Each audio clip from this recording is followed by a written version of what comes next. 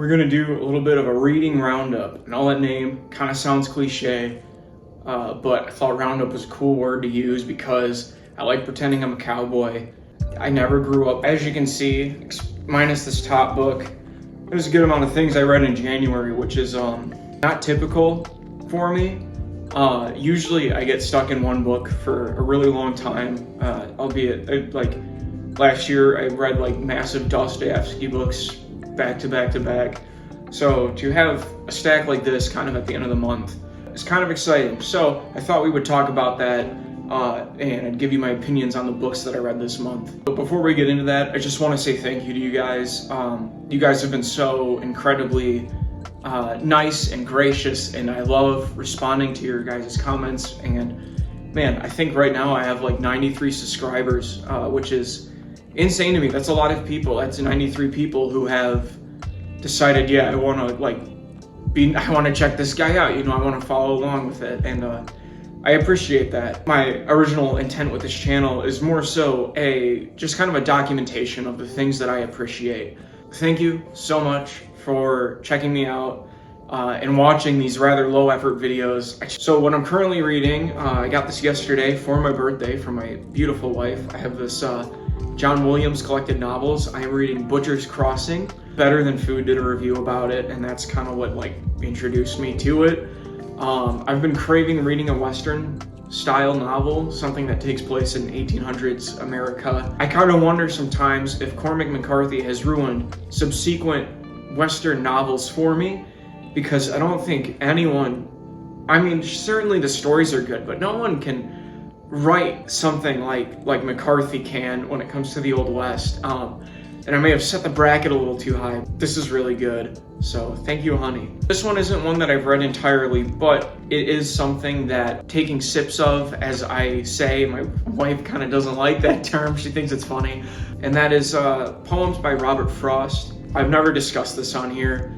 Throughout high school, I wrote a lot of poetry, and I still like to write things. And maybe I will share that with the channel at some point in time. But I wrote a poem around Christmas, and my aunt compared me to this guy. But I am not a reader of poems, really. I think that's something I want to try to break into, is just like not trying to dissect every single poem I read and just read it for what it more or less is, which is to convey an experience in a very lyrical, beautiful way. There's some really good ones in here. I forgot the name of it, but there's this one poem about this daughter who wants to start a farm. And it has this really good line that's like, she had a little of everything, but a lot of none. And it was, man, I loved it. So yeah, I've been taking little peeks into it. I'm hoping to get into more poetry this year, specifically Coleridge and Wordsworth. My first real read of this month was The Revenant by Michael Punke. And this is my last video that I was a little upset with it. And I think that maybe having seen the movie and appreciating the movie so much, it's my favorite movie I've ever seen, might have dwindled the reading experience for me. I think with the movie of The Revenant, you get a lot more philosophical. It really deals well with the themes of like man versus man, man versus self, man versus nature. And there's a lot of undercurrents in it that are spiritual in nature, and none of that is found in this book, which is unfortunate. And as I was thinking about this book yesterday, I almost wonder why it was written. There are more accurate accounts of Hugh Glass that have been written. I think John Myers has a book that is like the real tell-all tale of everything we know about this guy. And Michael does put some of that in here. Certainly that was interesting. But then he also adds like fictional bits, and he tells you which fictional like parts he added. But it just like, again, I'm comparing it to the movie, where in the movie they take these fictionalizations of the story and they add them in there, but they fit really well and they add tremendously to the things that are happening. And also it's not like, it's like totally believable, and it's like I could see this happening, but it also serves the plot that much more. And I don't think any of that is found within here. It was okay. It's a story about a real man in the 1800s, so that is cool with me. And after that, I read the short novel The Step by Anton Chekhov. which I think is probably my favorite read of this month. There's 5 short novels in here, and having read the one, I'm gonna read probably one a month until I finish this book. But The Step is about a boy, Igorushka, and kind of his travels with his family, who are all working in this, I think they're transporting furs, if I remember correctly. But Igorushka is being sent to another town to attend school there. And I would say this story is, in a sense, kind of like the loss of a boy's innocence a little bit. I don't mean that in like he sees horrific things. I mean that in the sense as if like he starts really thinking and contemplating about things in life. And for the first like few like chapters of this short novel, I was kind of like, where is this going? And then Anton hits you with this like passage out of nowhere, and it changes the entire tone of the rest of the short story. I'm actually going to read it for you. When you look for a long time into the deep sky without taking your eyes away, your thoughts and soul merge for some reason in an awareness of loneliness. You begin to feel yourself irredeemable alone, and all that you once considered close and dear becomes infinitely distant and devoid of value. The stars that have gazed down from the sky for thousands of years, the incomprehensible sky itself, and the dusk, indifferent to the short life of man, once you remain face to face with them and try to perceive their meaning, oppress your soul with their silence. You start thinking about the loneliness that awaits each of us in the grave, and the essence of life seems desperate, terrible. I mean, I kind of read that part, and it was like a little punch in the gut for me. Overall, the story is very, very lyrical. Anton's prose are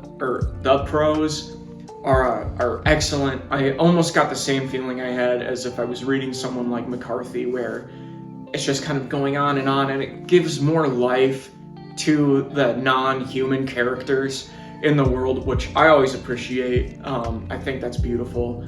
And yeah, I loved this. Next up, we have Sacred Nature by Karen Armstrong. This is another read that I kind of did not care for. I bought this book before I was a reader, like a few years ago, and I was like, it's an old book, it's short, I think it's like just over 170 pages, I'll read it. Karen Armstrong is a religious scholar, and all she really does in this book is point out the ways that different religions throughout history and the world today interact with the nature around them. And then she gives kind of these like super almost watered down things. At the end of each chapter there's a break and it says the way forward, and she gives kind of these like very, very kind of examples of like, oh, this is how we should move forward. I think if you've never thought about your spirituality or anything religious at all, and you've also never thought about the importance of nature, then this book's probably good for you. But reading it, I just felt like she was just recycling the same points over and over and over and over again. I mean, certainly it is cool learning about these more ancient religions and the customs and things that they did. But I just felt like I was wasting my time reading this, to be honest, and that feels bad because we don't know which day is going to be our last, and I want to read things that make me think and make me change, really, and not things that make me say, yeah, that's obvious. And then next up we have The Wager by David Grann. Yes, this is the true story of a bunch of guys on a hunt to find a Spanish warship back in the 1740s, and everything that can go wrong does go wrong, and it's just kind of insane thinking about how, especially with things like sea voyages, how like from the very start things can seem doomed, from the lack of men, from the instant scurvy breakout on the boats, from even the delays in the port where they want to set out one day and it takes ultimately I think 3 more months than they were thinking, and they finally get out to sea. But this is a great study into kind of the psyche of man and just kind of like the will to survive, the undying human spirit, where these shipmates are so down on their luck and stranded on an island for over a year, and just the nature of them to keep going and keep fighting another day. Certainly not every man in this crew feels that way, but a lot do. I think this is just a good look back into the past of what the world used to be, and even the struggles before modern technology in some sense. if you will, of having to sail and read the stars and not really knowing exactly where you are in the open ocean and still traversing it. There are a lot of quotes from Melville in here, and during reading this, I kept thinking to myself, I need to finish Moby Dick, and I felt bad that I wasn't reading Moby Dick, but the book is just a little too dense for me. I don't think I'm smart enough for it yet.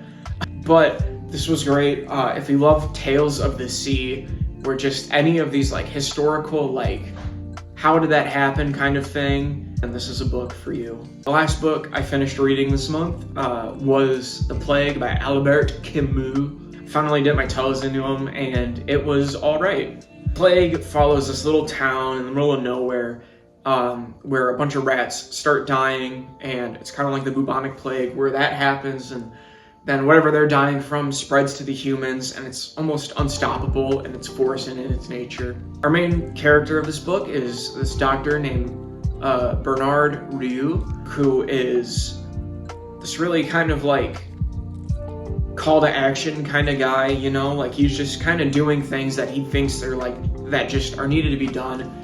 And he is also like probably a stoic guru, because the man shows not a lick of emotion almost the entire time. He smiles a few times, as it's noted in the book, and that is it. But a bunch of horrible stuff happens to him and around him, and he's just like, it's just another day. Reading this Camus book, anytime I saw the word absurd, I thought of that stupid Wojak meme of the guy with like the big face, and he's pointing kind of like.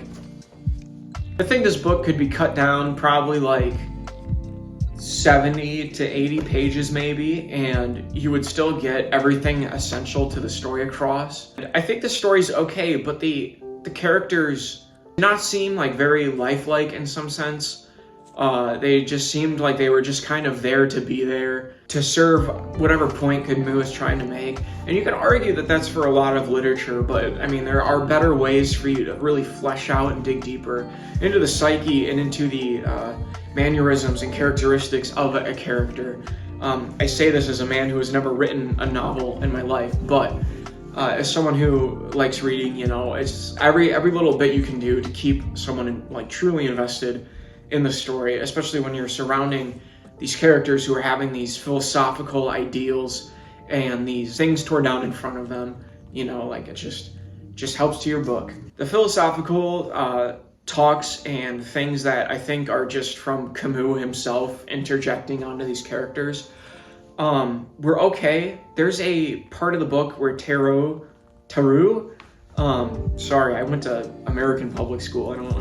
Where Tarot kind of divulges about his life growing up and how his father was a judge and how he's seen criminals executed and how it like weighed on his conscience and stuff, which is kind of understandable. So that was kind of neat. I would say I enjoyed The Plague. I think it was an alright book to finish up the month on. And I will definitely be back to read more of Camus, because I am interested in some of the things he has to say. So again, another simple video. I thank you guys for tuning in, subscribing, and commenting things down below for me. This was a good month for reading, and it is still something that I am continuing to do. It's not a fad anymore for me, as I was scared it kind of would be.